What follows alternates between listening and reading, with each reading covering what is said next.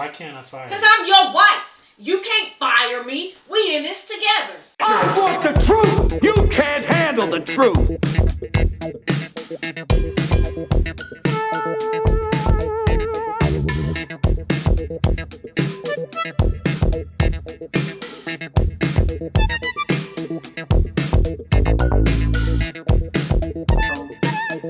I think there's a segment because there's this one topic that I wanted to talk to you about that I wanted you to explain, and Okay. I think you kind of glossed over it a little bit, and I think it fits. I think it fits because in our first DM when I was trying to explain to you what I was doing with this podcast, and you kind of didn't understand what I was talking about, and you know I was just using the term like mental health. And you enlightened me that you enlightened me on something, and I think with what we're talking about, because we talked about a little bit of the kid emotionally stern or mental health or mentally challenged, and then we talk about mental health and then emotional stability. A lot of the things that you've already said, I realized, and I made this mistake, and I think a lot of people make this mistake. And I think it's also a reason why a lot of us, black men in our culture, don't get the help that we need. Because I think now, where our generation is now entering that space where we're actually thinking about mental health or getting help, but it's out there. But now I don't think we know because everything's getting pigeonholed into just like one little criteria. And I was going to a couple of the African American wellness meetings that they had around here, and they're doing great work. They're doing great work, but I had to stop going because when we had our group thing, it's like everybody was mad at their wives, and yeah, it's like something's in the mirror. Everybody, and I get up. I said, well. I try to say I said, it's not really like that, and I realized some of these guys have something a little bit deeper going on. And like I said, when you said, hey, we're getting mental health help, a lot of what these guys are talking about is getting pigeonholed into one thing, and they might have other issues. So I want you to kind of explain to everybody what you kind of told me, like there's a difference in those. And so hopefully these people say, okay, I don't necessarily need mental health because I don't have that, but I might need some emotional help. Yes. So just to clarify, for everybody listening, there is a difference between mental health and emotional health. Now, what my friend was talking about, it being pigeonholed, is that we literally pour everything, mental health, emotional health, spiritual health, we pour all of that into mental well-being. And that's not appropriate. Because like you said, if you have a mental health disorder, that's something that is diagnosable, that has symptomology to it. Schizophrenia, bipolar, anxiety, depression, those have symptomology to them that it literally it causes a break in your ability to function in your everyday, right? So your mental or your cognitive is it's impacted by the negative. Distress is what I categorize as mental health. But then you have emotional health, and emotional health is what I categorize under stress. Stress is where you have difficulty attaching, you have difficulty in having lasting, positively impacting relationships, right? It's where you find yourself talking yourself out of crying, suppressing that emotion of sadness, or suppressing that emotion of hurt. And I tell people all the time, our emotions are like water, right? They are energy in motion. They're like water. No matter how much you might think you suppressing it, it's flowing.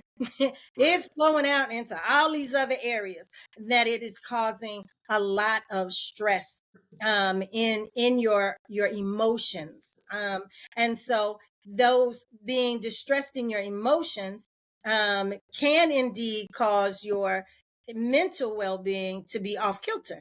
But there is a huge difference. I can help somebody, get regulated, emotionally regulated by working with their nervous system, but that's not going to ameliorate the mental health disorder. Because if you have autism, if you have ADHD, which we're now finally saying that they are on the same spectrum, like ADHD is the beginning of the spectrum of autism. But if you have autism, ADHD, yes, I can help you to relax your nervous system, but now we have to deal with how your brain, takes in information and how it makes you feel. Like it can make you feel overwhelmed. We can deal with that feeling, but we also have to deal with how your brain takes in this information. Right. So that's your mental well-being. I'm working with you on dealing with how these stressors impact the way you think and the way you see your worldview. But I'm also dealing with how they impact you in your emotion. They are very, very different.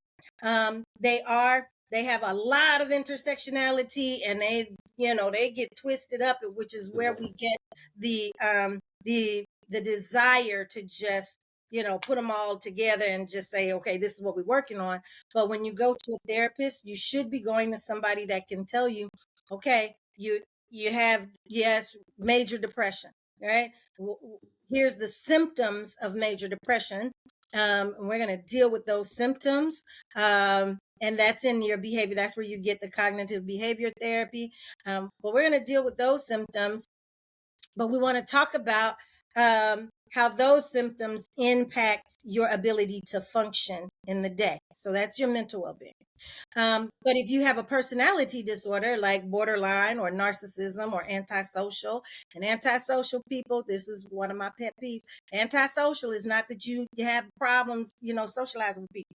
You call yourself antisocial, the sheriff's department gonna be looking at you, okay? Because antisocial is that you getting ready to commit some crimes, okay? Because yeah. So don't call yourself antisocial, okay? That's that.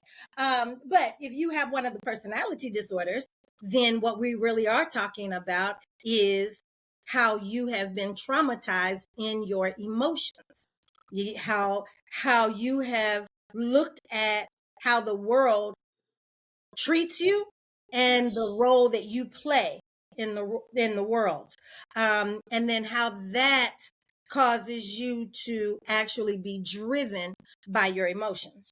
In the church, we used to always say, women are emotional and men are analytical, and I would cringe with that because I was like, no, everybody is emotional. How we present and express those, though, get really defined or structured by what is really happening within us and the stressors that we have coming at us. And so to say that, somebody is not emotional is really, really pushing and feeding into that stigma, which is what keeps a lot of Black men from getting the help that they need regarding their emotions. They are not emotionally aware. They're not emotionally intelligent. And a lot of people are asking that, like, well, how do you become emotionally intelligent? Yeah, well, you know what? That's a long process. But we have people who are in these marriages and they have made these commitments, right? And instead of getting closer together, they find themselves, further and further apart, which is what makes the divorce rate, particularly in the Black family, so high. It is on average in America, the first marriage, normally 50%, anywhere from 50 to 55% of first marriages end. Second marriages, anywhere from 45% to 52% end. In the Black community, first marriages, it's a 65 to 70% divorce rate. Yeah. So it, because we're not taught, and women are said, oh yeah, you are emotional, but that pigeonholes them into not communicating. So you say, I'm crying, so you should know that if I'm crying, I'm sad. And I was like, are y'all kidding me? When my babies were born, like I cried like a baby because I was sad, I was excited, I was scared. I was like, it was all these things, all these things that were happening within me. So to look at my partner and be like, I'm crying, comfort me. Right. That's unfair. Like that's very unfair. I was watching this is it on Netflix or Hulu? Something anyway. I'm watching this TV series called Yellow Jackets. And it is the contemporary version of Lord of the Flies. Female. Okay. Let me say that. And there's this little girl. She's 15, 16 years old, and her mama is one of the surviving Yellow Jackets, and her daddy and they high school loves blah blah blah blah. And this little girl, her and her mama going at it. And this little girl said she knows that her mother has had an affair, and so she looks at her mother and says, "I think Dad has the right and deserves to know that you had this affair." And the mama says, "Oh yeah, he knows. I told him." And the daughter says, "You told him?" And she's like, "Yeah." She's like, "Oh my God, how could you do that to him?" Right? And so the mother is like, "Wait, okay, but that is exactly how women operate in relationships, right? They're like, I'm emotional. You should see that I'm emotional and understand that. But then when you tell me that you've done what I wanted you to do, that's not what I wanted you to do. That's really not. And so there's a lack, a deficiency of communication. So we try to make it easy and say, and don't get me wrong, I love the Black church. I think Black church is one of the coolest places. It's as cool as a HBCU. I love the Black church, but the Black church has a lot of work to do when it comes to helping couples remain lasting, impacting positively. They've got a lot of work to do. I know that my last pastor, when I was in school, and he was like, "Okay, let's see what we're gonna do with this marriage, marriage counseling kind of thing." And there was a young couple that allowed me to sit in their sessions, and he got to the end of it, and it was like, "Y'all just need to go home and have sex." I was like, "No, No. no."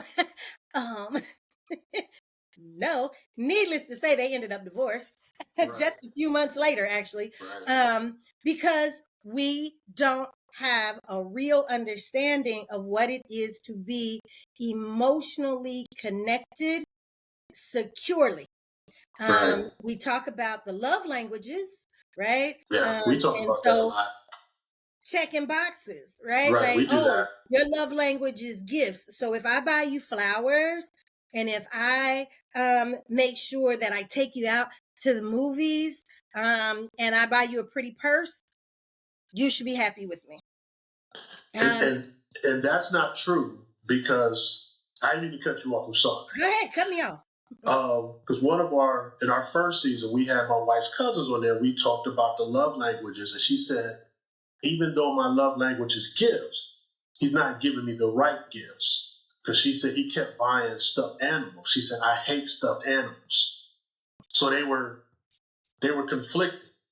So just because you know, right, just because you know the love language, like you said, well, as long as I buy you this shoe or I take you to the movies, you should be good. No, that's not the gift that I want or she wants. You got to find out what I like, or what it is I want to go. So And you got to you're absolutely right. You got to go even a bit further and recognize that before you can really understand my love language, you have to understand my attachment style. Right. How do I connect?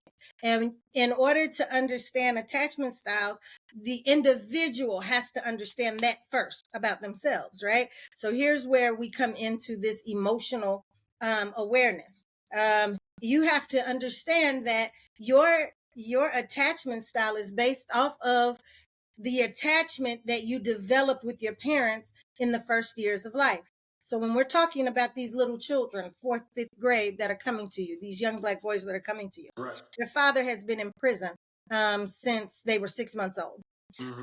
Mama has been struggling financially ever since, trying to keep up with paying for phone calls and food boxes and all that stuff.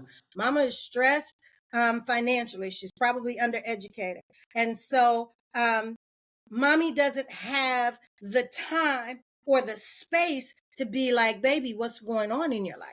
Like, talk to me. Or when the little one has a fallout and is crying, mommy's nerves are tight. She can't take it, right? And it's shut up, go sit down, Right. figure that out for yourself. And Yes. and that leaves them, you can talk about a love language all day, but this leaves a separation of attachment, that this young boy is now looking at his mother and saying, I love you because you're my mom, but I don't like you because we're not connected. Emotionally, you don't care about me, right?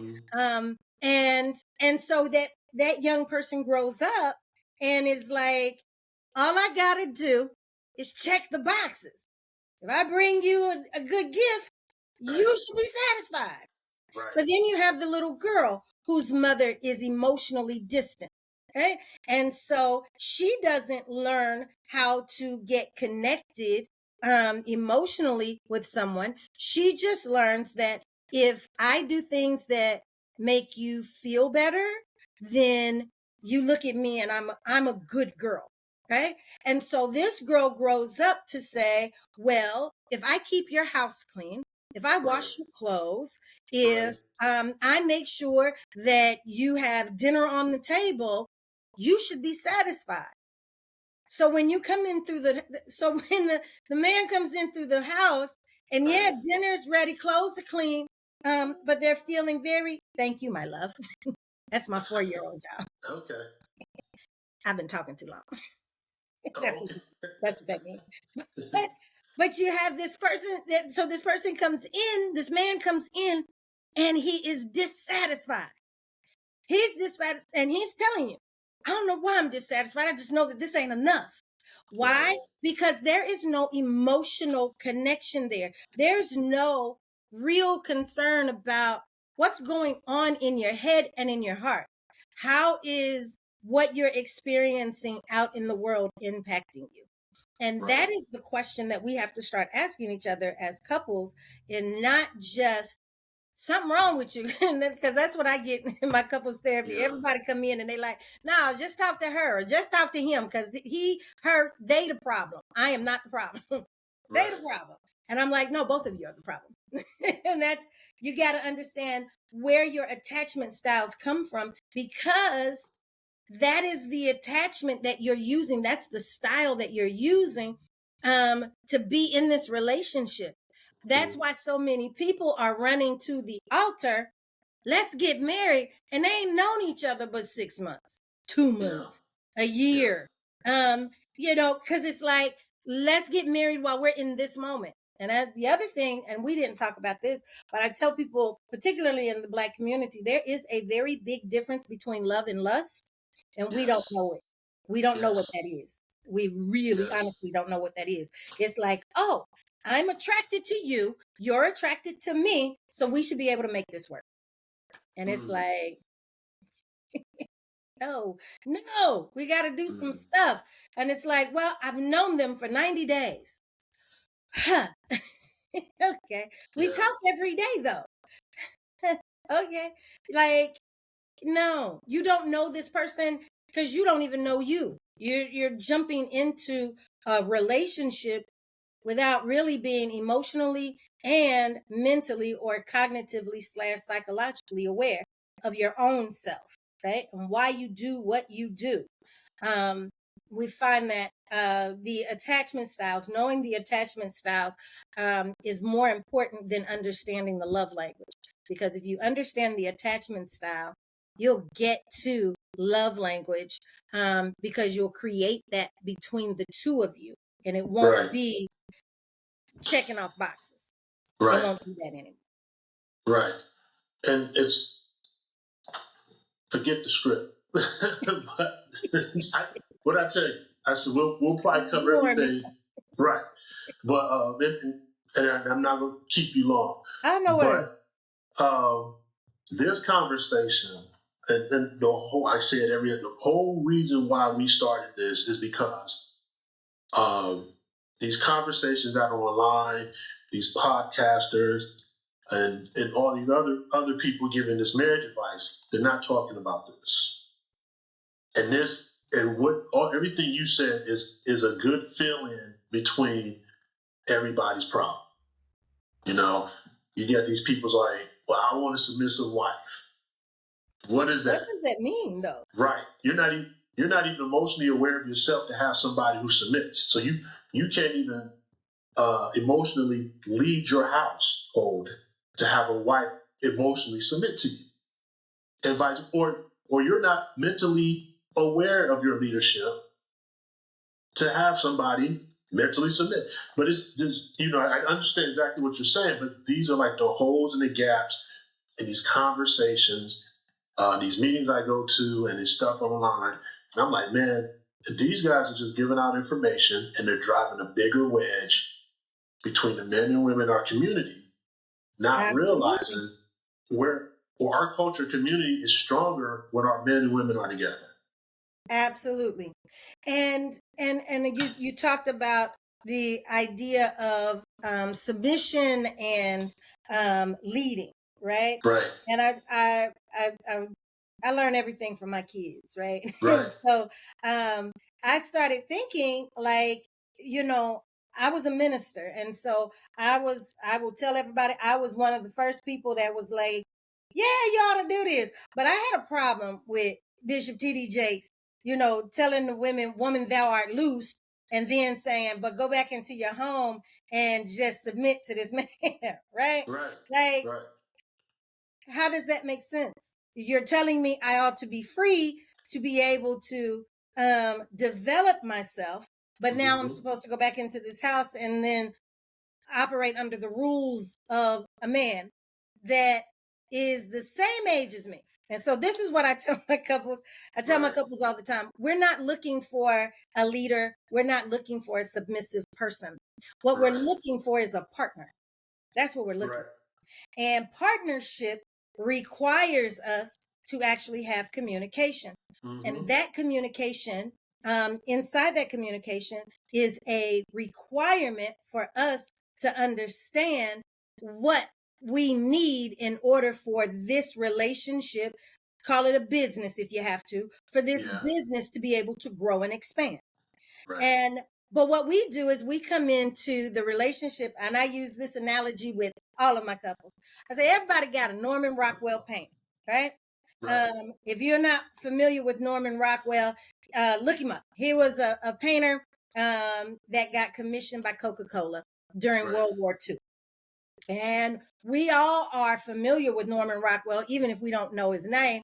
If you've seen any kind of commercial that has the little kid with fat face and rosy cheeks, and there's the fireplace in the background with the little stockings hanging on, big pretty tree twinkling, and there's a little table that's got cookies on it, and there's big old Santa with a little bag full of toys on his back, and the little kid is looking up at Santa, and Santa looking down at him and smiling.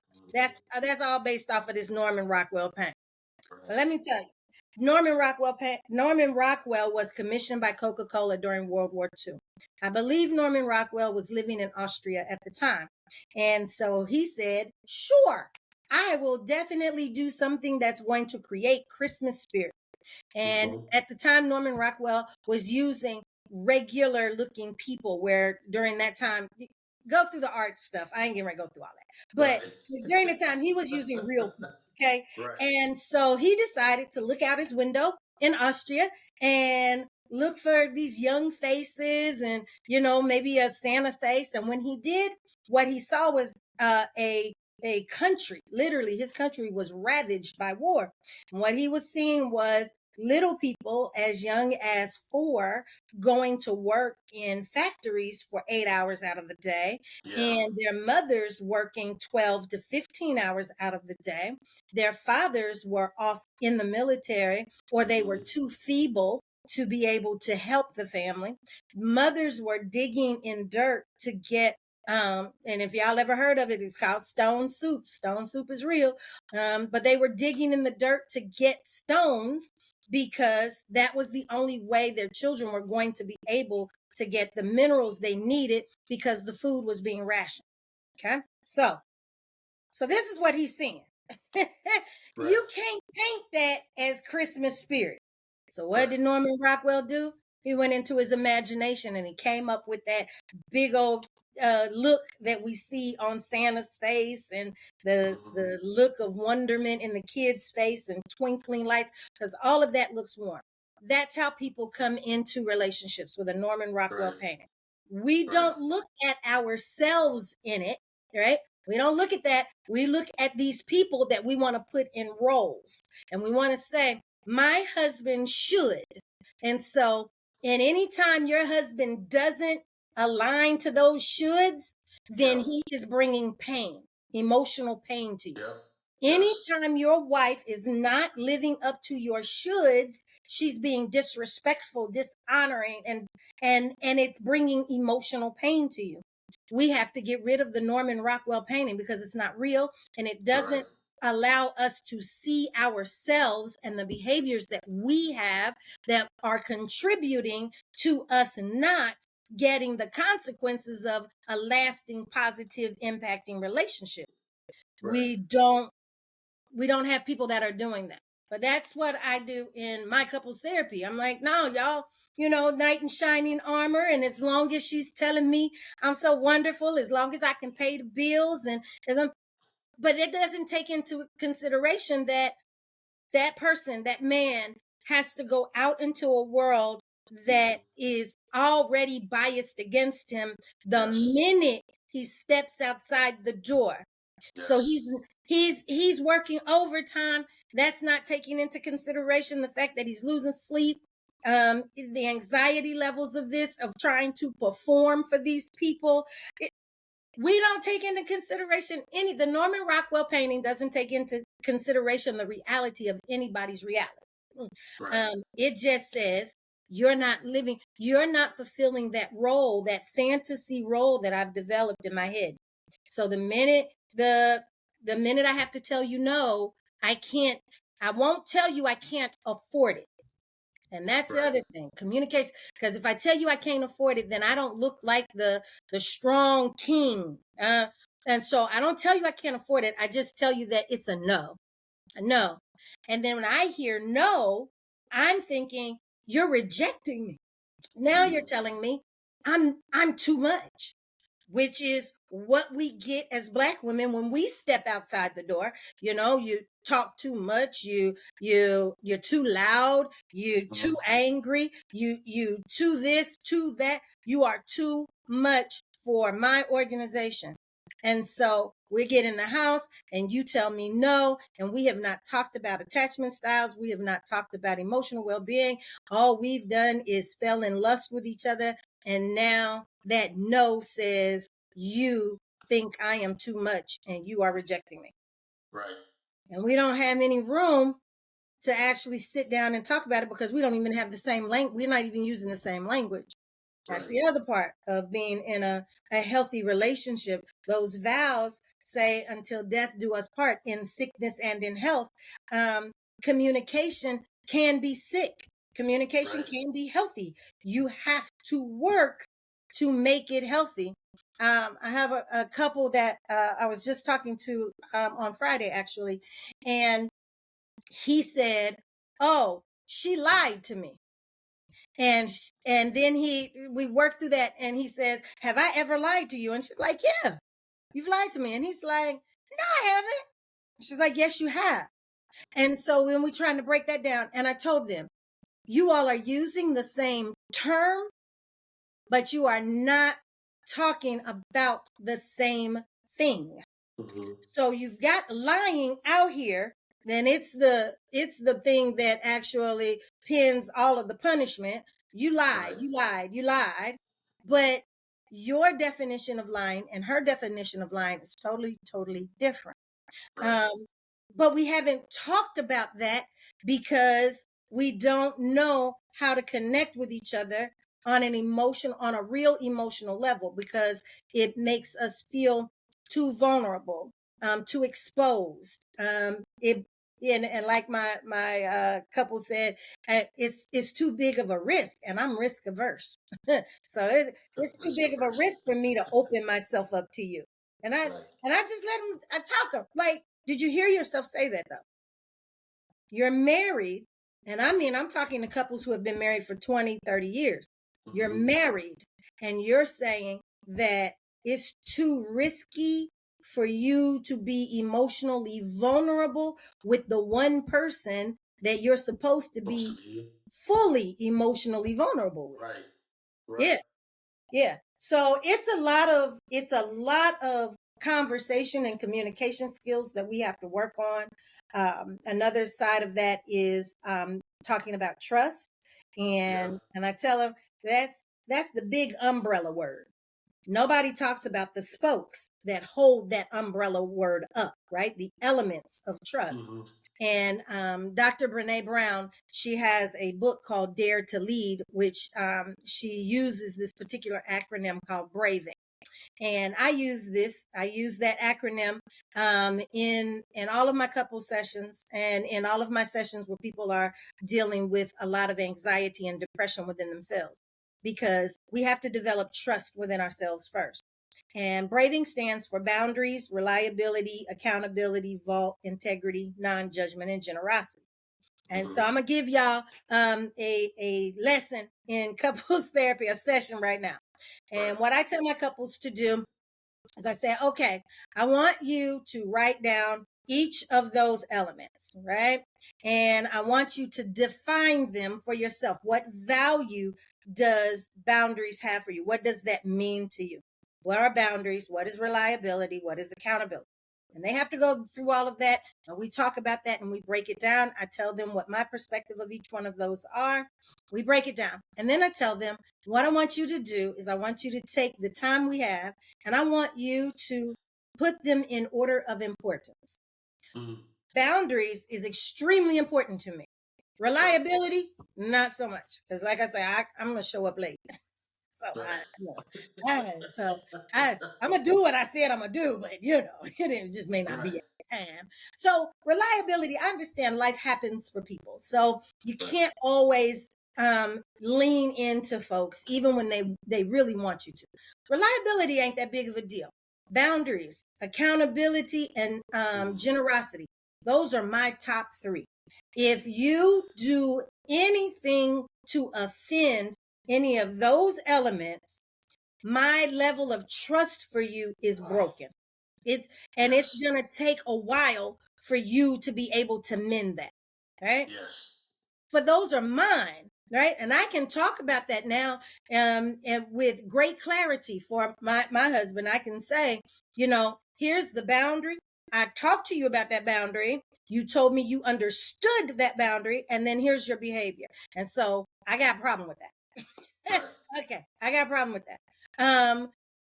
But he now understands when I say my trust is broken. He now understands that. A lot of couples will say, yeah, she broke my trust. How did she break your trust? And it's like, well, she lied to me. Well, did you tell her, what lying is and what that means and what that says to you? And they're like, no. I'm like, because you don't know. You don't know. You're telling him, you broke my trust because you told him something and he didn't know how to respond. So he took it to his mom, and he's on the phone talking about it with his mom. And all the while you're feeling hurt because he broke the vault. He opened up the vault, but you didn't tell him, like, some of these things that we're talking about, you really, I know you don't know, so just leave it between us though. And let's just talk about, you haven't told him that, right? And so he thinks he's going out and doing something well to bring back to you, and instead it is literally offending you. And so so those are the things that's one of the foundational things that I do in couples therapy, is I help people to really learn how to communicate with each other, not saying trust or respect, but defining that. What does that mean? What does that look like? What that is. We talk about their Norman Rockwell painting. Most men have the Disney princess, knight in shining armor. I'm coming to rescue you from the big bad villain, which is normally another woman, which is another older woman in the Disney pictures. And so it's your mother, right? I'm coming to rescue you from that horrible woman. And then the women are, considering themselves to be fragile, but ready to fight if they need to. And there's the strong black woman trope and all. And so you get all that stuff coming in. And when this man comes in and he's trying to be the knight in shining armor, you want him to rescue out of your financial situation. You don't want him to rescue you out of your life. And so it just all gets crossed. And then we like, oh, so okay, so now you're gonna tell me no, and now you get the silent treatment because I don't have the words or the emotional ability to talk to you and tell you why I'm offended. And so I shut down. Is one of the ways, again, one of the ways in which I operate the negative cycle in our attachment. So yeah, the vows mean a lot. We say them in about a good 3 minutes in a ceremony without recognizing that we have not really done the necessary work to truly understand what we are committing to. Some of our spouses have significant mental health disorders. Do you know? I've told couples a lot, like your husband has borderline or your wife is narcissistic. So what does that mean, right? Well, it means that you have to learn a different way of being able to deal with them and navigate them, because they have to learn a different way of navigating themselves. But then I'll come in and I'll say, but your husband has schizotypal, right? And immediately everybody's afraid. Like, well, is he gonna be violent? Does that mean no? You need to find out what this all means, what his presentation is, because this is part of the till death do us part. That's part of it. And a lot of us have mental health disorders that have been undiagnosed. How do you deal with a spouse that has ADHD? Especially if they have anxious attachment ADHD. Whew, that's a whole lot. But we gotta figure that out, right? And we've got to know that before we commit. Tell everybody, I was like,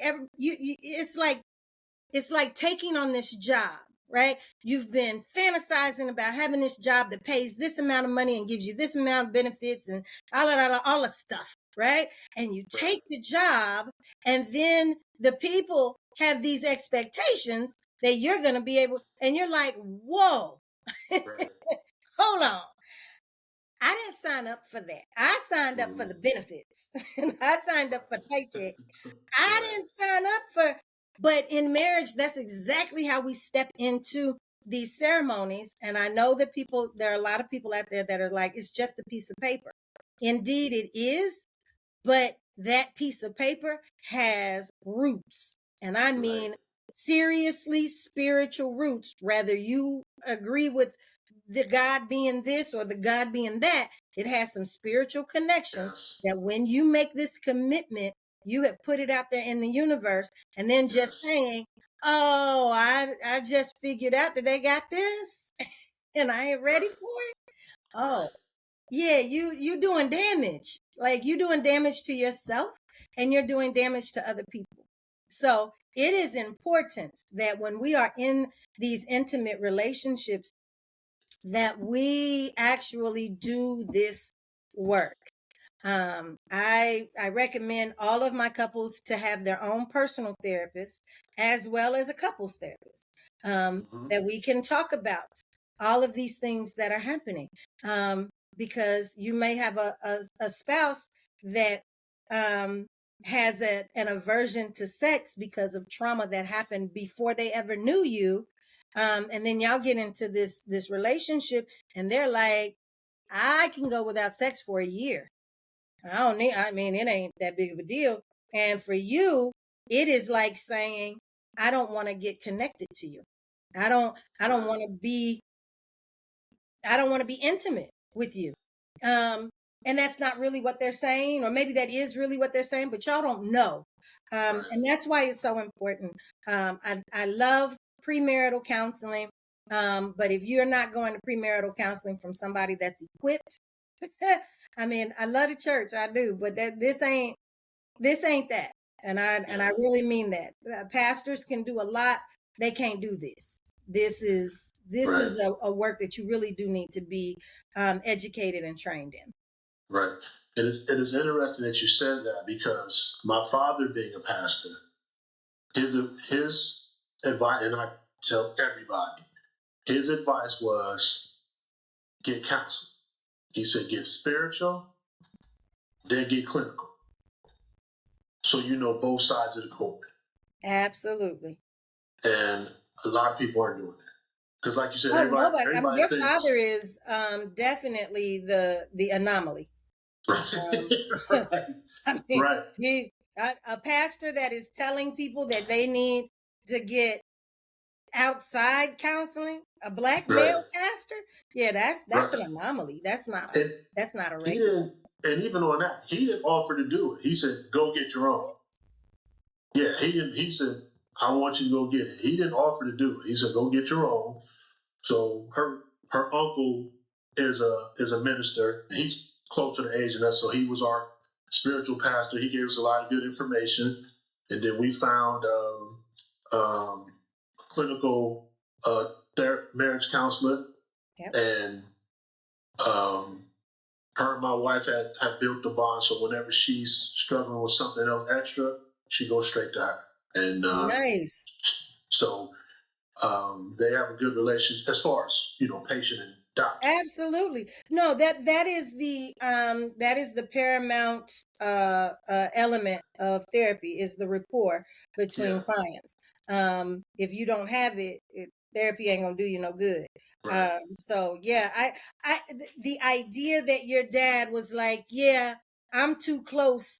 I'm too close to the situation. So Right. y'all need to go and find somebody outside of me, right? Right. To do this. But that was excellent advice. And that explains why your relationship is as deep as it is, and why you can have these topics of conversation. I call them hard topics. You can have these hard topics because you have a really solid, secure role model that is willing to tell you all what is really necessary, right? I don't counsel my kids. My son is notorious when I'm coming with my mama stuff. He's notorious with, I don't need a therapist. I need my mama. I'm like, well, what does your mama is a therapist? What that mean? But I hear it, right? I'm like, okay, so you don't want the skills and all that. You just want somebody to love you and hear you. Okay, I got you. I got you. But it's important that we actually go see people that are trained for this work. Because again, not is what's causing the high divorce rate. And if you want to get started without going to a therapist, I have some really good resources. The one that I am sort of stuck on right now is a book called Secure Love by Julie Manano. Okay. I am not an audiobook person, but I have her on automatic pickup. Like when I get in the car and plug my phone in, she's the book that comes up. It is amazing. I just tried to order it again on Amazon, and it is taking a long time for it to get to me because Wow. the book is just really that good. I look at couples therapy from the lens um, of clinical mental health, right? Right. So I look at it from what are each of my couple, what are each of the individuals in my couple, what are they dealing with emotionally? So I come from a clinical perspective. You'll find other is LMFT, licensed marriage family therapists. A lot of them will come from a place of um, she comes they'll come from a place of attachment. How do Right. we get together? What's the current problem? That's it. They'll come from the place of current problem. I call it Okay. fires, right? Putting out fires. They'll say, what is the issue that is between you all? Let's talk about that. And so they'll get into communication. I diagnose. Julie doesn't do either of those. She does not pathologize and she does not talk about the fire. She goes deeper. She comes from a lens of attachment and Right. what the different attachments look like when they actually couple, right? And so she doesn't pathologize, but she does talk and she doesn't symptomize the behaviors. She just really lays out the behaviors and what those look like when they come across, and really what are they actually trying to communicate. Right. You know, out beneath, up underneath the behaviors. So if you get the chance, Julie Manano, Secure Love is amazing. I think it's amazing because she really does break down these attachment styles and what they mean. Another great book, if you have a partner that is struggling with trauma, another great book is by Dr. Bruce Perry and Oprah Winfrey. It's Yeah. called What Happened to You. And each of the books that I'm telling you about has a workbook. So if you don't want to go to therapy or you feel like you can't afford it right now, these are very good helps. But it's called What Happened to You.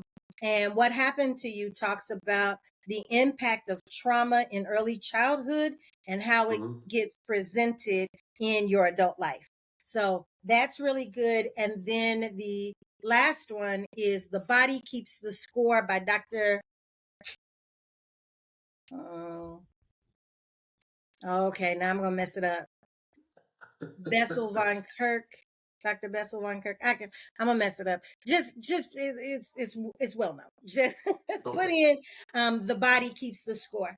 And he talks about how trauma impacts our largest organ, which is our skin, and how we literally, our skin encodes trauma to help us, to help us stay out of trauma, right? Right. But it doesn't help us to heal. So he talks a lot about how the body keeps the score. Really, really good. So those three are the ones that I literally go back to over and over again. And they are so worthy. They'll bring a lot of healing. And they will also lead you to getting a therapist. Okay. So there's a lot of help out there, but you got to be willing to go get it. And that's just all there is to it. You got to get rid of the Norman Rockwell painting and the fantasy living and really look at your reality from where you are, where your partner is, where the two of you have come from, and where you want to go. Because we're not just going to stay in what happened yesterday. We're not just going to be putting out fires of today. We've got to come up with a plan for our tomorrow. Right.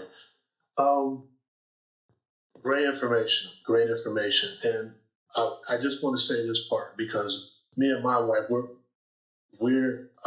want to be a vessel for everybody, all couples, and encourage people. And when you said communication, like I said, I'm gonna let you go here in a minute. We have, because we communicate openly. Might take a while, but we communicate. Nice. And she knows that I've been looking for new work, and there was a job that I thought I had, but I didn't get it. Mm. And she was, I was upset about it, but she and it was funny that she came to me and said something about it because it was stewing in my head a little bit, and she assured me that she knows the journey that I'm going through is really hard, and she wanted to make sure that I knew that my value to her and in the home has not lessened. I haven't lost any Absolutely. value. So, and she said sometimes it's kind of hard to gauge me because I don't show a whole lot of emotion in the situations like that because I'm just like pushing through it.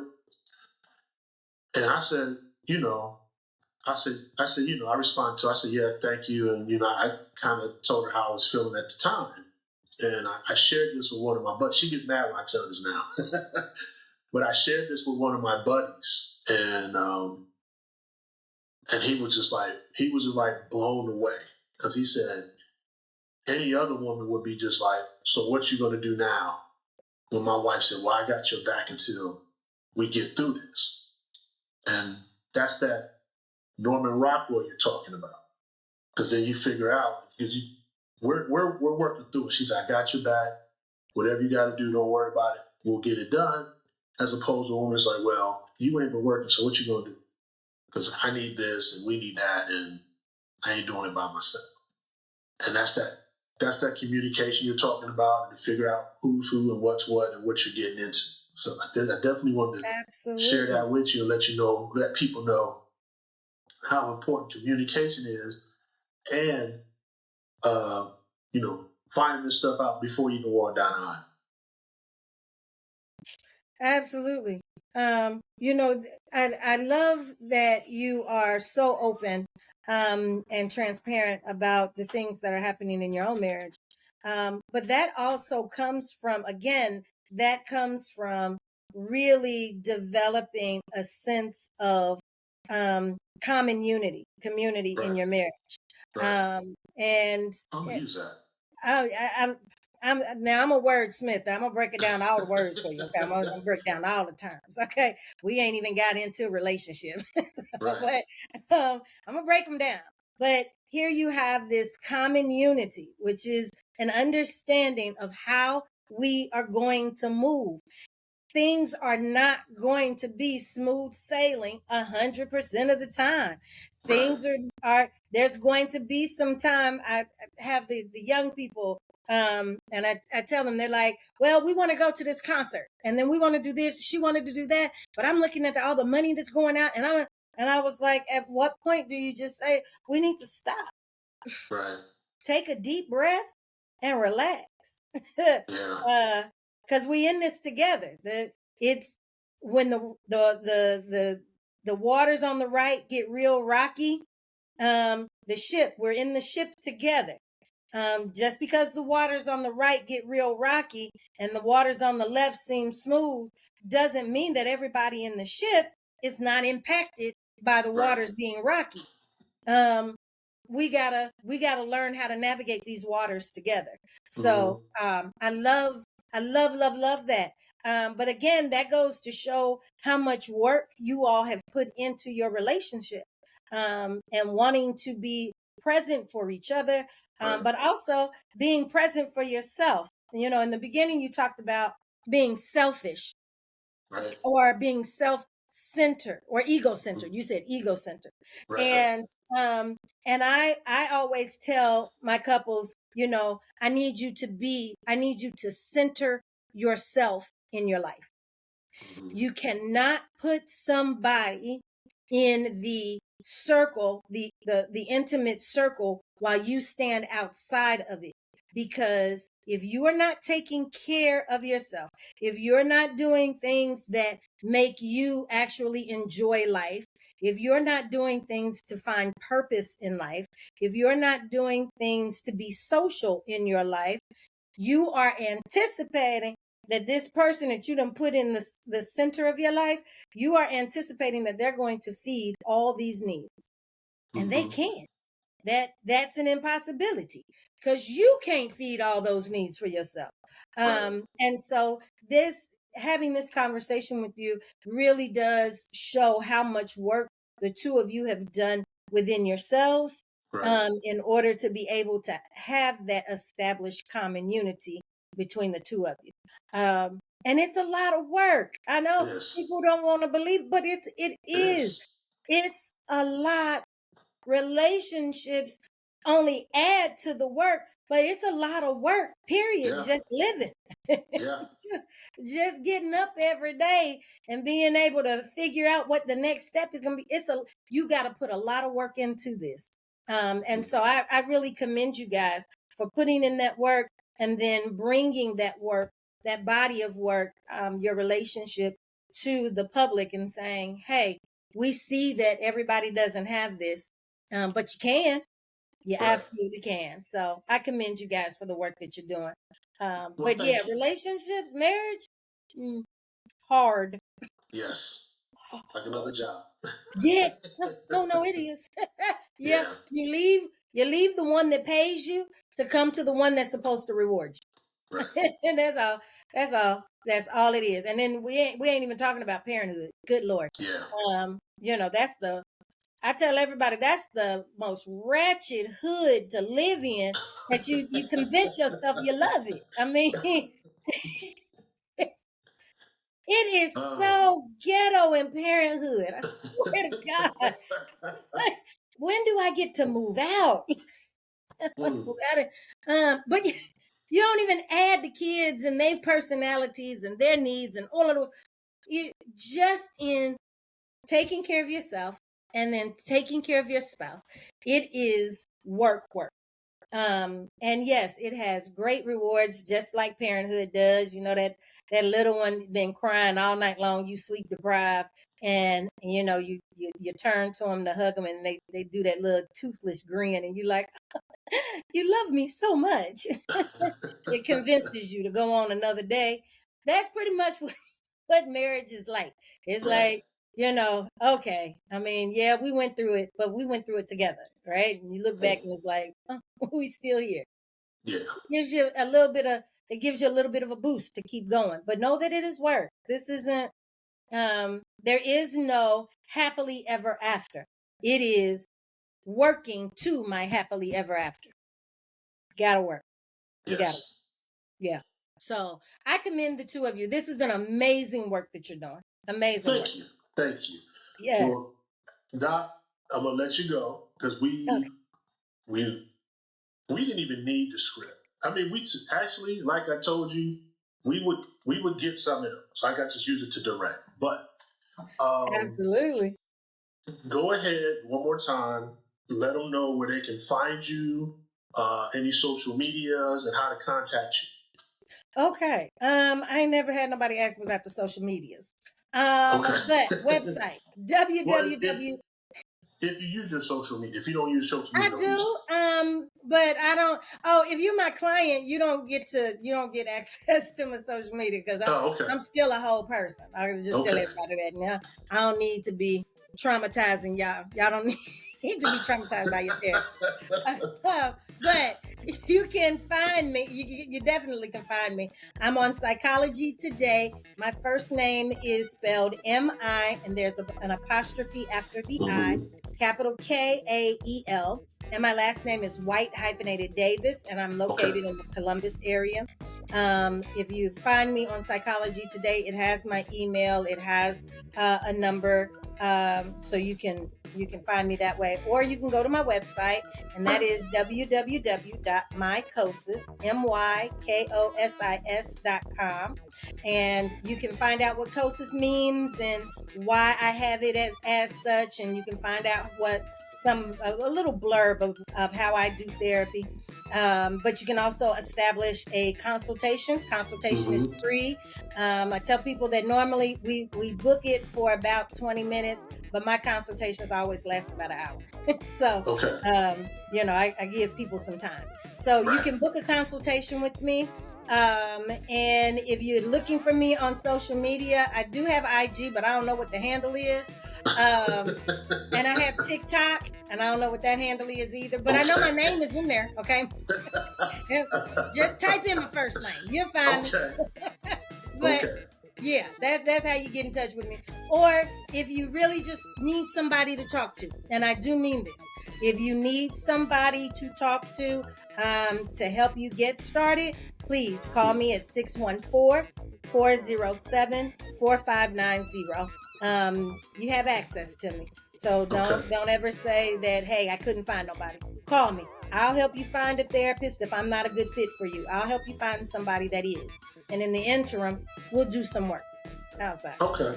And no, I don't charge for that stuff. I don't charge for consultation. I don't charge for what I call interim work. I only charge if I put you on my calendar. So give me a call. It's good to know. I want to thank you for coming on. Oh, absolutely. Thank you for having me. Absolutely love you.